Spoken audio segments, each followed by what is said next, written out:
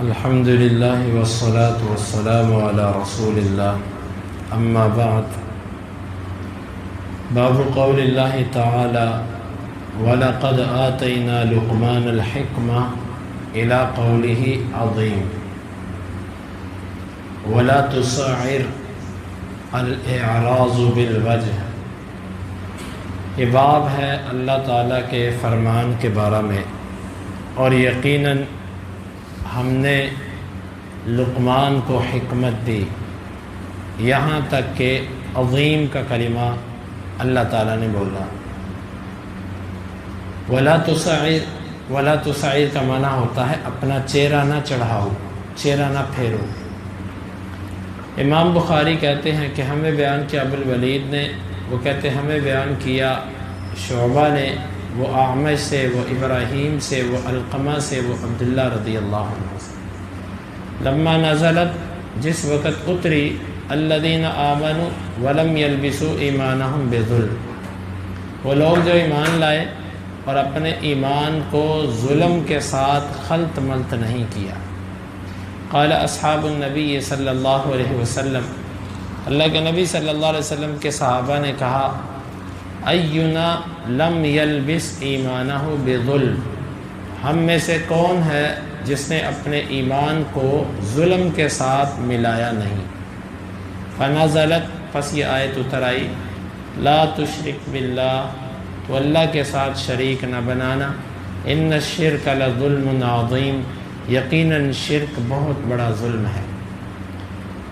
امام بخاری کہتے ہیں کہ مجھے بیان کیا اسحاق نے، وہ کہتے ہیں ہمیں خبر دی عیسیٰ بن یونس نے، وہ کہتے ہیں ہمیں بیان کیا اعمش نے ابراہیم سے، وہ علقمہ سے، وہ عبداللہ رضی اللہ عنہ سے۔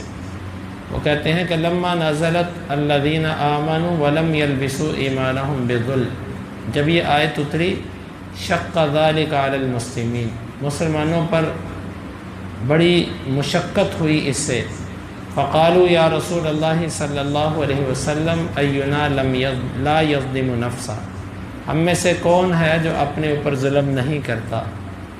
قال لیس ذلک، یہ مراد نہیں ہے، انما هو الشرک، یقیناً اس سے مراد تو شرک ہے۔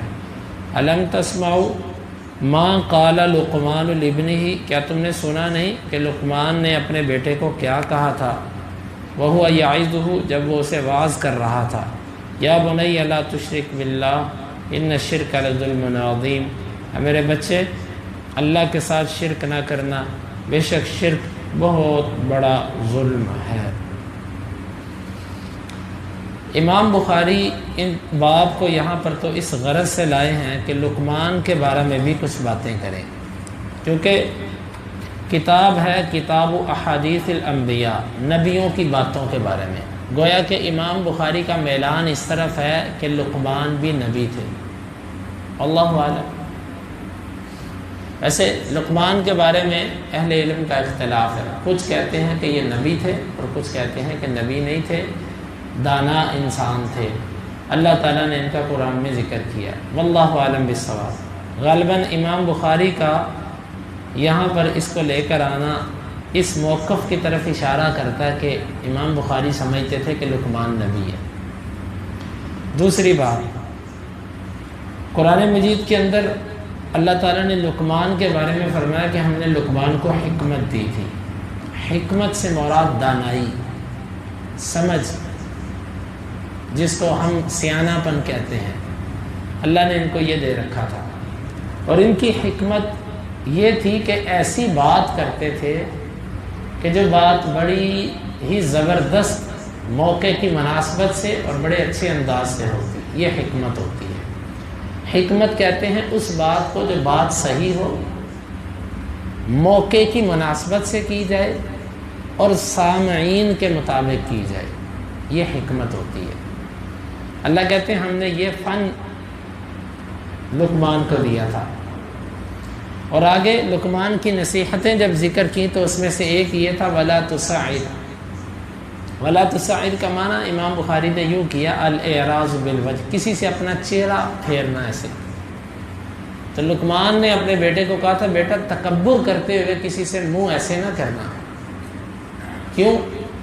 ان اللہ لا يحب كل مختال فخور، دنیا کے اندر ہر متکبر اور فخر کرنے والا بندہ، اکڑنے والا، اترانے والا بندہ، اللہ اس کو کبھی پسند نہیں کرتا۔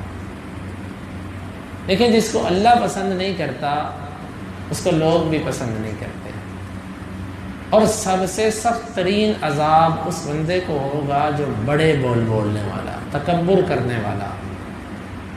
اللہ کے نبی صلی اللہ علیہ وسلم نے فرمایا کہ قیامت کے دن اللہ تعالیٰ متکبرین کو چیونٹیوں کی بقدر جسم دے گا، اور وہ لوگوں کے قدموں کے نیچے روندے جائیں گے، اور اللہ تعالیٰ ان سے کہے گا کہ لو یہ تمہارے تکبر کا نتیجہ ہے۔ دنیا میں بندہ کیا کرتا ہے؟ انسان دوسرے انسان کے لیے جب بولتا ہے تو اسے اللہ سے ڈرنا چاہیے۔ بڑے بڑے بولتا ہے وہ، میں ایسا ہوں، تو کیا چیز ہے، یہ ہے وہ ہے۔ اللہ کو ایسے کلمات پسند نہیں ہے۔ بڑائی صرف اللہ کی، اللہ تعالیٰ کو اپنے بندوں کے منہوں سے صرف عاجزی والے قول اچھے لگتے ہیں، اور ہمیشہ سے تکبر کرنے والا بندہ صرف اس موقع پر تکبر کرنا جائز ہے جب جہاد کا میدان ہو اور کفار کے سامنے بڑے بولنا، وہاں پر اکڑ کی چال چلنا۔ اس کے علاوہ ہر جگہ پر تکبر مذموم ہے، اللہ کو پسند نہیں ہے۔ حدیث یہ ہے کہ جب یہ آیت اتری نا، الذین آمنوا ولم یلبسوا ایمانہم بظلم، جو لوگ ایمان لائے اور انہوں نے اپنے ایمان کو ظلم کے ساتھ خلط ملط نہیں کیا، ان کے لیے امن ہے۔ صحابہ کرام قرآن کو سمجھنے والے تھے، پریشان ہو گئے، کہنے لگے اللہ کے رسول، اللہ قرآن میں کہتا ہے کہ جس نے ایمان کے ساتھ ظلم نہ کیا، ظلم تو کہتے ہیں گناہ کو، تو اینا لم یظلم نفسہ، ہم میں سے کون ہے جس نے ظلم نہیں کیا ہوا؟ ہم تو سارے گناہ گار ہیں۔ تو ایمان بھی ہے اور گناہ بھی ہے۔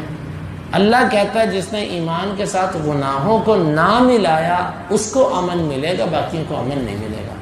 تو اس کا مطلب ہے ہمیں امن نہیں ملے گا۔ اللہ کے نبی صلی اللہ علیہ وسلم نے فرمایا کہ الم تسمعوا ما قال لقمان لابنہ، تم نے سنا نہیں لقمان نے اپنے بیٹے سے کیا کہا تھا؟ لقمان نے اپنے بیٹے سے کہا تھا ان الشرک لظلم عظیم، شرک بہت بڑا گناہ ہے۔ یعنی آپ نے یہ وضاحت کی کہ یہاں پر ظلم سے مراد شرک ہے، عام گناہ مراد نہیں ہے۔ گویا کہ آیت کا معنی یہ بنا کہ جو بندہ ایمان لایا اور ایمان لانے کے بعد پھر اس نے شرک نہیں کیا، اس کو اللہ کے ہاں امن ہے۔ یہاں سے یہ بات سمجھ آئی کہ ایمان والے بھی شرک کر سکتے ہیں۔ کتنے ایمان کا دعویٰ کرنے والے شرک کرتے ہیں؟ جس طرح اللہ نے قرآن میں فرمایا وَمَا يُؤْمِنُ أَكْثَرُهُمْ بِاللَّهِ إِلَّا وَهُمْ مُشْرِكُونَ، ان میں سے نہیں ایمان لاتے اللہ کے ساتھ مگر اکثر ان میں سے شرک کرتے ہوتے ہیں۔ لہٰذا یہ جو لوگ کہتے ہیں نا کہ مسلمان شرک نہیں کر سکتا، یہ بات صحیح نہیں ہے، یہ قرآن کے بھی خلاف ہے، اور بخاری کی اس روایت کا معنی بھی غلط بیان کرتے ہیں۔ وہ جو حدیث کے اندر آتا ہے اللہ کے نبی صلی اللہ علیہ وسلم نے فرمایا تھا نا کہ لَلشِّرْكَ أَخْفَىٰ عَلَيْكُمْ، میں تم سے شرک پر نہیں ڈرتا، یعنی تم میں شرک نہیں آئے گا۔ آپ نے کہا، آپ نے یہ صحابہ کو کہا تھا، اس سے صحابہ کرام مراد تھے، ساری امت مراد نہیں ہے۔ امت کے اندر تو شرک موجود ہے، حتیٰ کہ آپ نے خود ہی فرمایا کہ قرب قیامت میری امت کے اندر شرک آئے گا، اور دوس قبیلے کی عورتیں بت کے گرد چکر لگائیں گی۔ آپ نے قبیلے کا نام بتایا، بت کا نام بتایا، قرب قیامت یہ شرک نشانی بتائی، اور شرک تو ہے، اس سے صحابہ مراد تھے۔ اور اسی طرح بخاری کی ایک حدیث کے اندر آتا ہے، آپ نے فرمایا تھا للفقر اخشى علیکم، لوگوں میں تم سے اس بات پہ نہیں ڈرتا کہ تم فقیر ہو جاؤ گے۔ یہ کس کو کہا تھا؟ صحابہ کو کہا تھا کہ تمہیں اتنا اللہ فتوحات دے گا، اتنی فتوحات دے گا کہ فقیری تم پر نہیں رہے گی، لیکن میں ڈرتا ہوں کہ تم پر دنیا غالب نہ آ جائے۔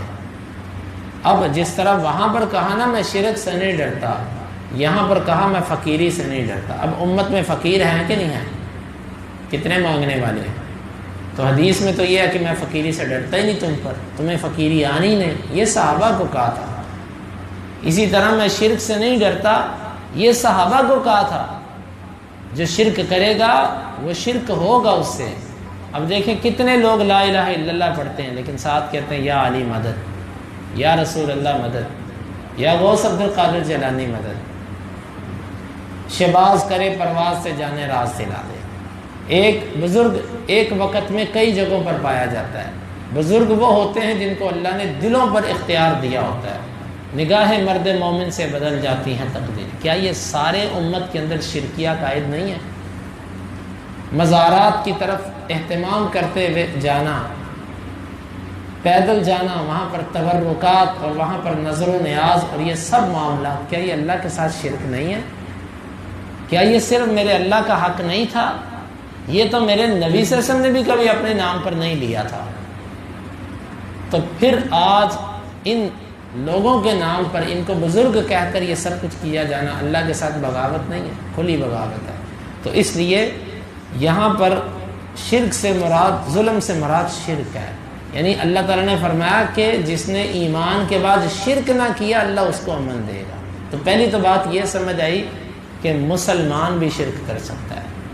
دوسری بات یہ سمجھ آتی ہے کہ حدیث کے بغیر قرآن نہیں سمجھا جا سکتا۔ کئی منکرین حدیث کہتے ہیں کہ جی نبی کی مثال تو نعوذ باللہ ایک ڈاکیے کی ہے، جس طرح ڈاکیہ آتا ہے وہ ڈاک پکڑا کے چلا جاتا ہے۔ نبی اللہ کا ڈاکیہ تھا، وہ آپ کو ڈاک دے کر چلا گیا، بس اس کا کام ختم ہے۔ اب قرآن ہم خود سمجھیں گے جیسے ہمیں سمجھ آئے گا، ہم صحیح سمجھیں غلط سمجھیں ہم خود سمجھیں گے۔ جھوٹ، اللہ تعالیٰ نے اپنے نبی کو یوں ڈاکیہ نہیں بنایا، اللہ تعالیٰ نے اپنے نبی کو مفسر بنایا ہے، مفسر مبین، کہ آپ قرآن کی تفسیر کیجئے، آپ قرآن کو بیان کیجئے۔ لِتُبَيِّنَ لِلنَّاسِ مَا نُزِّلَ إِلَيْهِمْ، تاکہ آپ لوگوں کے لیے اس کو کھول کھول کر بیان کریں جو ان کی طرف اتارا گیا۔ نبی شارح تھے، مفسر تھے، مبین تھے، اور مجازن شارع بھی تھے۔ تو صحابہ کرام نے خود آیت کو سمجھا، انہوں نے سمجھا کہ شاید ظلم سے مراد یہاں پر ہر قسم کا گناہ ہے، عام مراد لے لیا۔ میرے نبی نے فرمایا نہیں، ظلم سے مراد یہاں پر ہر قسم کا ظلم نہیں ہے بلکہ خاص قسم کا ظلم مراد ہے، اور وہ شرک ہے، شرک ہے۔